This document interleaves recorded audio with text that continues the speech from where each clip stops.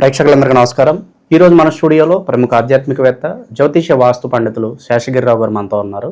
June నెలలో వృశ్చిక రాశి వాళ్ళందరికీ ఏ విధంగా ఉండబోతుందో గురుగారిని అడిగి తెలుసుకుందాం. నమస్కారం గురుగారు. నమస్తే అండి. గురుగారు, జూన్ నెలలో వృశ్చిక రాశి వారికి ఎలా ఉంటుంది? పాజిటివ్ అంటారా, నెగిటివ్ అంటారా? గ్రహస్థితి ఎలా ఉంది? అయితే కొద్దిగా 50-50 గ్రహస్థితి ఉన్న దాంట్లో ఇప్పుడు ప్రస్తుతం వృశ్చిక రాశి కూడా ఒకటి. సో మంచి ఎలా ఉందో చెడు కూడా ఇంచుమించు అదే స్థాయిలో వీరి మీద ప్రభావం చూపించడం అనేది అయితే ఎక్కువగా కనిపిస్తుంది. ఎందుకంటే ప్రస్తుతం ఉన్న గ్రహస్థితిలో వీరికి నెగిటివ్లోనే ఇప్పుడు ప్రస్తుతం పంచమంలో శని సంచారం ఉంది, చతుర్థంలో రాహు సంచారం, ఇలా వేరు గ్రహ సంచారాలన్నీ కూడా కొంత ఇబ్బంది అనేది ఉంది. అంటే ఈ ఇబ్బంది అనేది ఏంటంటే కనుక ముఖ్యంగా ఇంట్లో ఒక సమస్య వదులుతుంది అనుకునే టైంకి ఇంకో సమస్య కొనసాగించడం అనేది, అమ్మగారి ఆరోగ్యం బాగుంది అనుకునే టైంకి ఇంట్లో సంతానం ఏదో ఒక ఉపద్రవం తీసుకురావటం, ఈ రెండు బాగున్నాయి అనుకుంటే మనం ఉద్యోగంలో మొయ్యలేని భారాన్ని మన నెత్తిన రుద్దటం. సో ఎక్కడికి వెళ్ళినా ఏదో రకమైన ఊరట ఒక రోజు ఒక 2 రోజుల్లో ఊరట పొందాం, 3వ రోజు నుంచి ఏదో తెలియని ఆరోగ్యం మళ్ళీ ప్రారంభమవుతుంది. సో అలాంటి ఒక సంకట స్థితి అనేది ఈ వృశ్చిక రాశి వారికి ప్రస్తుతం అయితే ఎదుర్కోవాల్సిన పరిస్థితి కనపడుతుంది. కాకపోతే ఇక్కడ వృశ్చిక రాశితో కూడా ఇంచుమించు మేష రాశి, వృశ్చిక రాశి రెండు కూడా వీటికి కుజుడే అధిపతి. వీళ్ళకి ఏంటంటే సాధారణంగా ఏంటంటే ఏదైనా సరే మరి పని చేయాలనుకుంటే ఎలాగల్లా చేసేయాలనేది ఉండటం అనేది ఒకటి, లౌక్యము లేకపోవటం అనేది, సో ముక్కుసూటిగా మాట్లాడి ఇబ్బందులు తెచ్చుకోవటం అనేది, దానివల్ల కూడా కొంత స్వయంకృత నష్టాలు అంటాం వాటిని. అంటే మన నష్టాలకు మనమే బాధ్యులం అవతల వ్యక్తుల కన్నా కూడా. సో అలా కొంత వీరు ఇబ్బంది పడడానికి లేదా ఒక రకమైన మూర్ఖత్వం, ఒక రకమైన మొండితనం కొన్ని సందర్భాల్లో మనం అంటూ ఉంటాం కదా, ఇటీవల అయితే అందరికీ బాగా నానుడైపోయింది సీతయ్య ఎవరి మాట వినడు అన్నట్టుగా. సో అలాంటి ఎవరి మాట వినని వీళ్ళు కూడా ఉంటారు కొద్దిగా వృశ్చిక రాశి వాళ్ళు కూడా. అంటే జనరల్గా ఏంటంటే ఏదైనా ఒక విషయంలో మళ్ళీ వాళ్ళే రియలైజ్ అవ్వాలి తప్ప తొందరగా మనం మార్చలేం. సో పలానా వ్యక్తి మంచివాడు లేదు చెడ్డవాడు అనేది మనం ఏదైనా వీళ్ళ ముందు ఒకటి ఏకరువు పెట్టాం అనుకోండి, చెడ్డైనా మంచి అయినా వీళ్ళు పూర్తిగా పరిపూర్ణంగా ఒక నమ్మకానికి వస్తే తప్ప వాళ్ళు వినరు. మనం చెడ్డవాడన్నా వినరు, వాళ్ళు మంచివాడన్నా వినరు. వాళ్ళకి కుదిరిన చోటే వాళ్ళు రైట్ అంటారు. సో అందుకని ఒక్కోసారి ఏమవుతుందంటే నమ్మకూడని వాళ్ళ మీద నమ్మకం పెంచుకోవచ్చు, నమ్మే వాళ్ళని నమ్మకపోవచ్చు. సో అందుకని కొన్ని స్వయంకృతంగా కూడా ఇబ్బందులు తెచ్చుకోవటం అనేది చెప్పాం.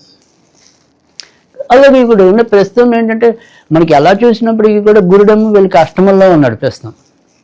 తర్వాత మరి పంచమంలో శని బుద్ధి సరిగ్గా తోచకపోవడానికి ఆయన ఉన్నాడు.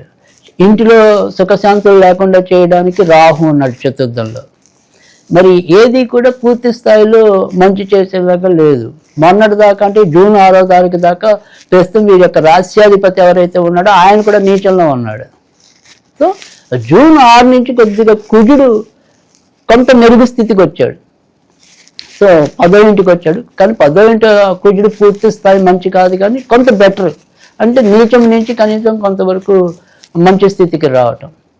సో దీనివల్ల ఏమవుతుంది అంటే కనుక ఎలా చూసుకున్నప్పుడు కూడా ఏ విషయంలో తీసుకున్నా కూడా అంటే ఉద్యోగాల్లో మనం శ్రమ పడతాం, దానికి తగినంత గ్రోత్ లేకపోవటం, సంతానం అభివృద్ధి చెందుతుందేమో అని ఆశిస్తే వాళ్ళేమో ఉన్నట్టుండి ఎక్కడ వేసిన చోట్ల అక్కడ ఉండటం. సో ఏ విషయంలో మనం మార్పులు కోరుకుంటూ ఉంటామో ఆ మార్పుల్లో ఏది సరిగ్గా మనకి అనుకూలమైన ఫలితం రాలేకపోవటం. ఎలా ఉంటుంది అంటే కనుక ఒక విధంగా చెప్పాలి అంటే కనుక తిన్నామా తిరిగామా ఆ నిమిషానికి బతికామా అంతవరకు హ్యాపీ. సో తిండి తినాలి అనుకుంటే ఎక్కడొక్కడ తింటారు, అవుతుంది, అది అప్ప ఇంకోట అంటే. సో ఎలాగోలా పడుకోవాలనుకుంటే పడుకుంటాం, ఆ నిమిషానికి గడిపామా అంటే గడుపుతాం. కానీ లోపల మాత్రం ఒక రకమైన భయోందోళన పరిస్థితుల్లో ఎక్కువ ఉంటాయి. ఏ నిమిషం ఏం జరుగుతుందో, అమ్మ అంటే ఇలాగా ఆరోగ్యం ఎలా ఉంది, లేదు మన ఇంట్లో ఇప్పుడు కొద్దిగా దీర్ఘకాలిక రోగులు ఉన్నారు, ఈ దీర్ఘకాలిక రోగులు అటుంటారో ఇటుంటారో వీళ్ళకి తెలియని పరిస్థితి, పోనీ వాళ్ళ మీదేమో ఎన్ని లక్షలు వెచ్చించినా ఒక కొలుక్కి రాలేకపోయిన పరిస్థితి, ఇలా ఇబ్బందికరమైన సిచ్యువేషన్స్ అన్ని పాపం వీళ్ళకి ఎదురవుతూ ఉండే పరిస్థితి ఎక్కువగా వృశ్చిక రాశి వాళ్ళకి కనపడుతుంది. ఏదైతే ఇక వివాహం వాటికి సంబంధించిన విషయాలు ఏంటంటే కొంత శుక్రుడు కొద్దిగా మంచి ప్లేస్కి వస్తాడు ఇప్పుడు ప్రస్తుతం. సో దానివల్ల కొంతవరకు పెళ్ళిళ్ళు కావాలి అనుకున్న వాళ్ళకి కొంత పెళ్ళిళ్ళు అవ్వడానికి పాసిబిలిటీ ఉంది.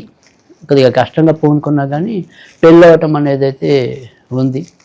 అందుకని మనం ఏదైనా సరే గత కొద్ది నెలలుగా చెప్తుంది ఏంటంటే అర్ధాష్టమి శని వదిలిపోయినప్పటికీ కూడా ఇంకా పూర్తి స్థాయి మంచి అయితే కనుక ఇంకా వృశ్చిక రాశికి లేదు. బట్ వస్తుంది ఒక 2-3 నెలల తర్వాత మాత్రం చాలా సానుకూలమైన ఇది వస్తుంది. కనుక అప్పటిదాకా పెద్ద మీరు ఆశ పెట్టుకోవద్దు, అలాగని మరీ నిరాశతో కుంగిపోవద్దు. బట్ అంచెలంచెలుగా మేలు జరగటం అనేది అయితే పక్కా. సో కానీ ఇక్కడ ఏంటంటే వృశ్చిక రాశి అనేది ఏంటంటే ఎప్పటికప్పుడు మనకి మ్యాథ్స్ రాశి లాగానే వీళ్ళకి ఏది కూడా తొందరగా తేలిపోతూ ఉండాలి. కానీ అంత తొందరగా తేలే పరిస్థితి ప్రస్తుతం ఉన్న గ్రహ స్థితిలో అయితే అది వీలు కాదు. సో కొద్దిగా ఓపిక పట్టండి. ఓపిక పట్టే ఖచ్చితంగా సాధ్యమైనంత తొందరలోనే మళ్ళీ మిగతా గ్రహాలన్నీ కూడా కొద్దిగా అనుకూలమైన రానున్న రోజులన్నీ మంచి రోజులు అంటారు వస్తాయి. ఇంకొక 2-3 నెలలు పడుతుంది. సో ఇవాళ నేను బాగుంటుంది అందుకని ఖచ్చితంగా కొద్దిగా, ఎందుకంటే ఇంకా శుక్రుడు మార్పు అనేది జరగాలి, రవి మార్పు అనేది జరగాలి, తర్వాత కుజుడు లాభస్థానంలోకి కన్యలోకి రావాలి. సో ఇలా కొన్ని ఒక 2-3 నెలలు పడుతుంది. అంటే ఇప్పుడు మనం గురుని, రాహుని, శనిని అయితే మార్చలేము. వాళ్ళు ఎప్పుడు ఇంకా అక్కడే ఉంటారు ఇంచుమించు సంవత్సరం పైనే. కనుక వాళ్ళు మార్చలేము. కానీ మిగతా గ్రహాలన్నీ మారుతాయి కాబట్టి కనీసం కొంత మధ్యలో మంచి రిలీఫ్ రావటం అనేది ఉంటుంది. బట్ ఇంకా ఇప్పుడైతే కనుక పూర్తి స్థాయి లేదు. బట్ ఆ నిమిషానికి ఇందాక చెప్పుకున్నట్టు ఏంటంటే ఏదైనా సరే 100 కావాలన్నా 50 కావాలన్నా ఇంకా పుట్టే స్టేజ్లోనే ఉంటుంది. ఇంకా పూర్తిగా నీకు ఇవ్వమని కానీ పూర్తిగా మీకు చేయమని కానీ ఇలా అంత రోడ్డు మీద పడే పరిస్థితి అయితే ఉండదు. బట్ నెట్టుకు వస్తారు అంతవరకే. కానీ వాళ్ళకి ఏమనిపిస్తుంది, ఇలా ఎన్నాళ్ళు పోరాడతాం, ఎన్నాళ్ళు ఇలా స్ట్రగుల్ అవుతాం, ఎప్పుడు మాకు జీవితానికి ఆశ అనేది అది అంత ఫాస్ట్గా అయితే పాపం లేదు. బట్ ఓకే నెట్టుకు వస్తారు అంతవరకే. ప్రస్తుతానికి ఉన్న మరి గ్రహస్థితికి వీళ్ళకి కూడా ఎలాంటి రెమెడీస్ అవసరం అంటారు? తప్పకుండా వీళ్ళకి కావాల్సిన రెమెడీస్లో కూడా వచ్చేప్పటికి ఏంటంటే సాధారణంగా గురువుకి సంబంధించినట్టు వీళ్ళు అంటే మనకి ఏదైతే మిథున రాశి ఉందో వాళ్ళకి గురువుకి దత్తాత్రేయుడు, కానీ వీళ్ళకి ఏదైతే వృశ్చిక రాశి వాళ్ళకి శని గురుడు కాంబినేషన్ ఎక్కువ. సో శని గురుడు అంటే కనుక ఖచ్చితంగా శివుణ్ణి ఆరాధించడం వల్లే మేలు జరగటం అనేది అయితే ఉంటుంది. సో కనుక ఏదైనా సరే సోమవారాల పూట శివాలయాలకు వెళ్తూ ఉండటం అనేది ఒక పద్ధతి. లేదా ప్రతిరోజు కూడా శివన పంచాక్షరి ఓం నమ శివాయ, ఓం నమ శివాయ, ఓం నమ శివాయ అనేది వీలైన సార్లు చదువుకుంటూ వెళ్ళటం అనేది ఒక పద్ధతి. ఆ రకంగా చేసినట్టయితే తప్పకుండా మంచి ఫలితాలు రావటం అనేది అయితే ఉంటుంది. అవి కుదిరిన పక్షంలో సోమవారాల పూట కొద్దిగా ఏదైనా సరే పాలు బియ్యము చెట్టు మొదల్లో వేసినట్టయితే కనుక కొంతవరకు మంచి ఫలితాలు రావటం అనేది అయితే ఉంటుంది.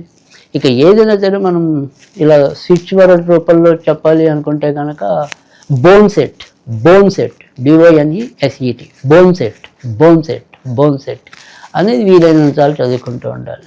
సో అప్పుడు వాళ్ళ జీవితంలో అన్ని రకాలుగా సెట్టింగ్స్ మారడానికి ఉంటుంది. సో జూన్ నెలలో వృశ్చిక రాశి వాళ్ళందరికీ కూడా ఏ విధంగా ఉండబోతుంది, ఎలాంటి పరిహారాలు పాటించాలి, చాలా బాగా వివరించారు గురుగారు. ధన్యవాదాలు గురుగారు.